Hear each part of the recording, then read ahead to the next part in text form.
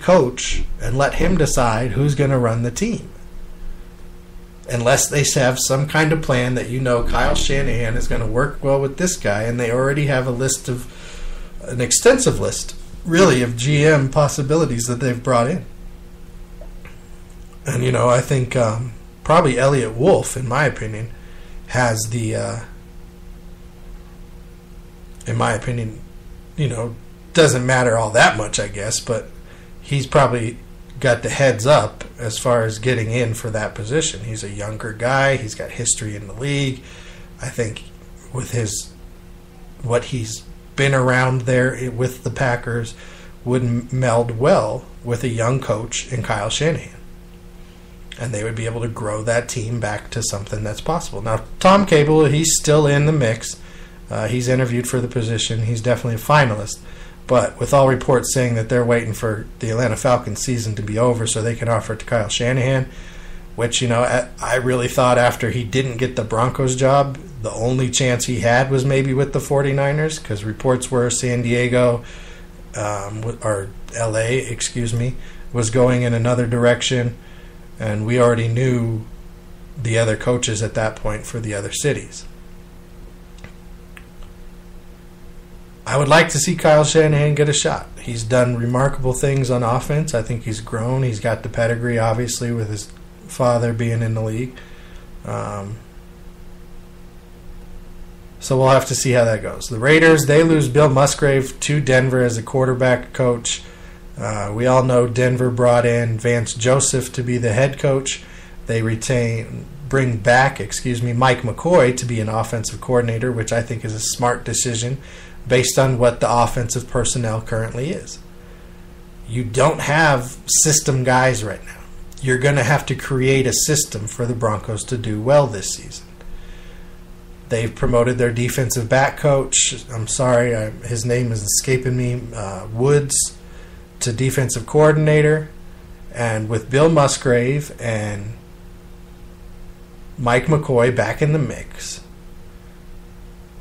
it lends me to think that the Broncos aren't urgent to go and get that veteran guy anymore, because you brought in an offensive coordinator who's going to create an offense to best suit those players.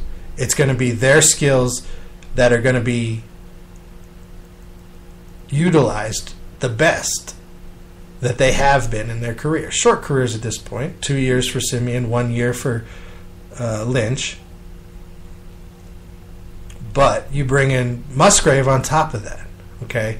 Not just a guy who's going to create an offense that fits their skill set instead of trying to make them fit the skill set of the offense.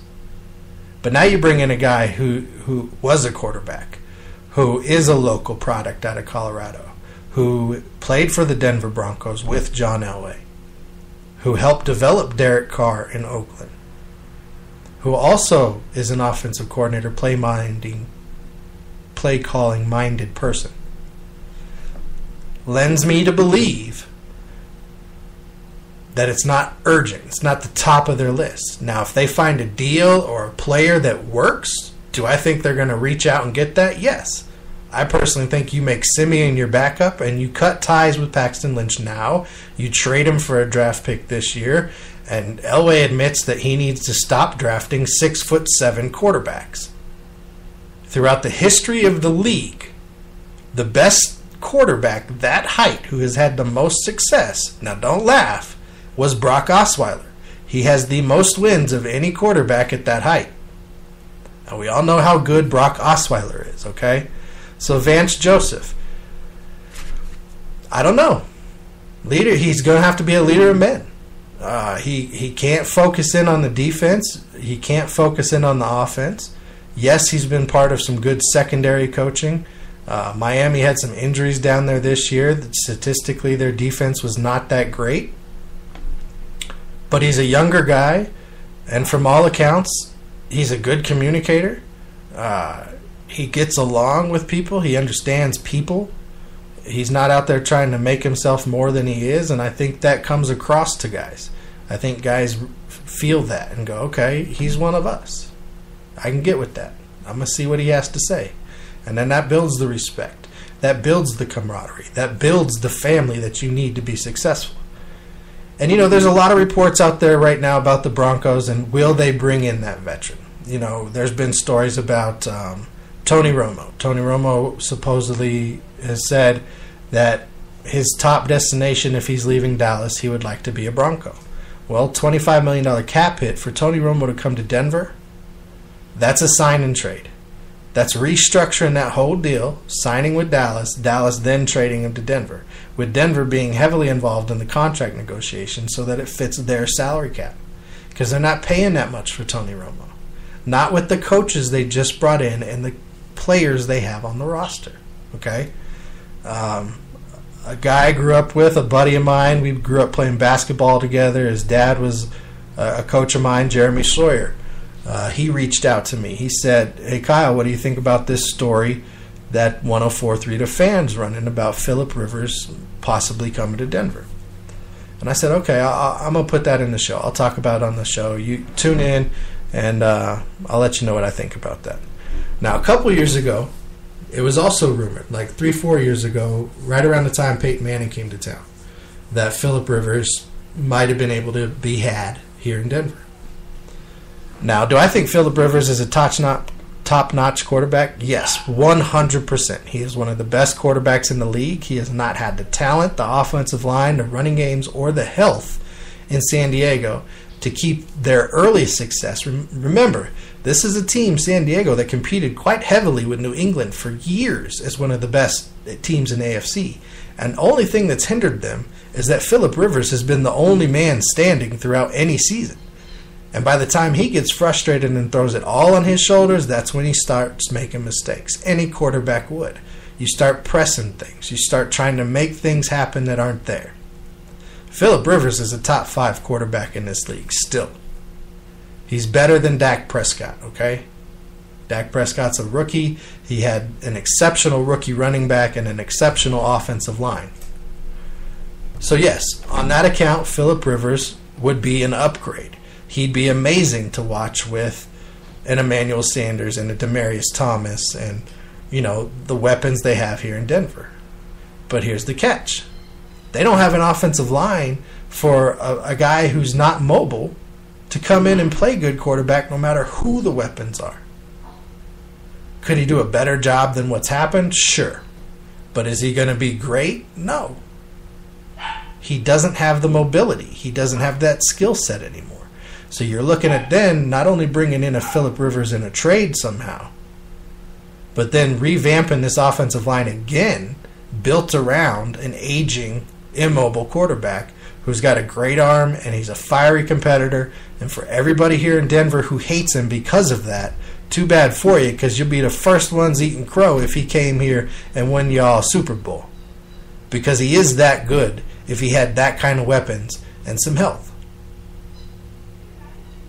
So no, I don't think Phillip Rivers ends up in Denver. Reports came out today that, you know, he's eyeing San Francisco. That made me laugh. He's not going to he's not leaving San Diego or LA. He's not leaving the Chargers organization for anything less than a chance at a Super Bowl. San Francisco's not going to the Super Bowl next year or the year after that, even if they have Phillip Rivers and Kyle Shanahan. They said that he wanted to be able to pick the coach or have influence on the coach and things like that. No.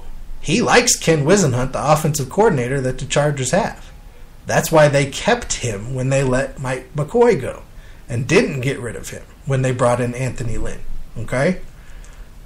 And that's the next one. The Chargers brought in Anthony Lynn, who I don't know why Buffalo let him go. They got their man in Sean McDermott, the defensive coordinator from Carolina, who that defense, we've talked about, it's suspect.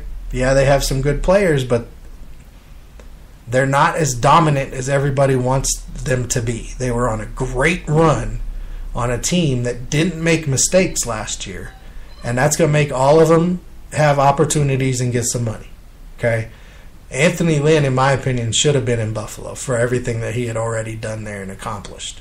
For the players who had already built the relationship and trusted him and were looking forward to maybe him getting that opportunity. He's in San Diego. McDermott's in Buffalo. Okay. You got the Rams hire that 30-year-old Sean McVay from Washington. He was the offensive coordinator in Washington.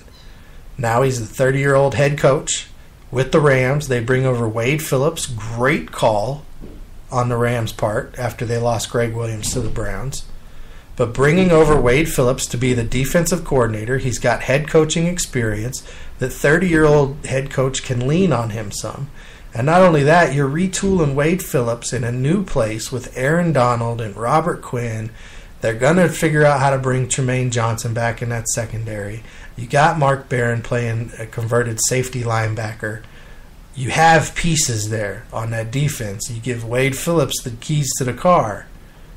Now you got something going. Everywhere Wade Phillips is gone, defense the first 2 years, or first year's lights out. Second year, very good. Third, fourth year, it starts to slip a little bit. So now you got him at the end of his career with another stable of young studs. I think Wade Phillips and the Rams are going to finally turn that defense into what everybody's been thinking for the last 3 or 4 years it could be. You might see that finally. Okay. So yeah, that's the coaching tracker. That's up to date right now. TV coaches, they're staying on TV. Cowher's not coming out. Gruden's not coming back. Okay. Who do I think made out the best right now out of all of the coaching hires?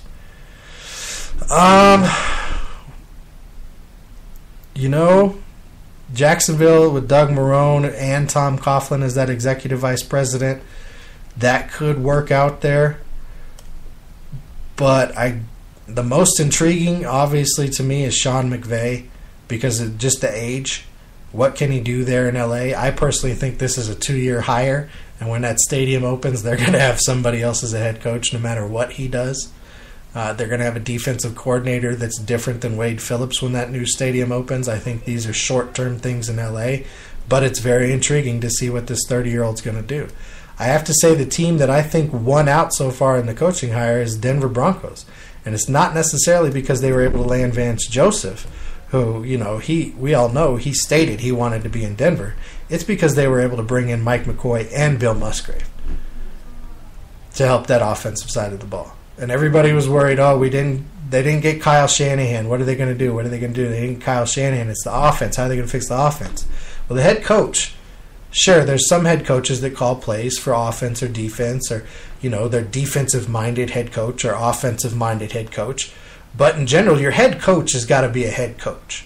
He really has to be able to go throughout any room on the team, talk to all the guys, and be able to have them follow him. And I think that's what we're going to see out of Vance Joseph, even down to his tone, okay, his speaking voice, even leads to people wanting to listen to it. But the big key is that Bill Musgrave and Mike McCoy. And then they've promoted defensive back coach Joe Woods, who, the no-fly zone, they speak very highly of him. He's going to keep a lot of the same principles. He's going to want to fly around and make plays. So I would say Denver probably won out so far in the coaching hire. It's really going to come down to how some of these other guys fill out their coaching staffs. And then we'll just have to sit back and see the results of what could happen. It's going to be fun. I love the off season. I can't wait to get into it more. The draft is coming up. It's going to be good stuff. We'll talk about all the teams. And the week between the AFC and NFC championship games and the Super Bowl, we'll go back over my picks from the beginning of the season and see how well I did overall. Oh, real quick, got to say this because we haven't been on since the end, but Real Deal Sports Talk Fantasy Football League, the champion came out to be thedirtcannon.com. They finished the regular season at 6-5. The rest of us in the lead finished at 9-5, I believe. And they had a couple, I don't know. Don't remember what the final records were. But Real Deal Sports Talk, we scored the most points during the regular season. We gave up the least amount of points. And we had the largest points differential. However, we came in third in the regular season standings.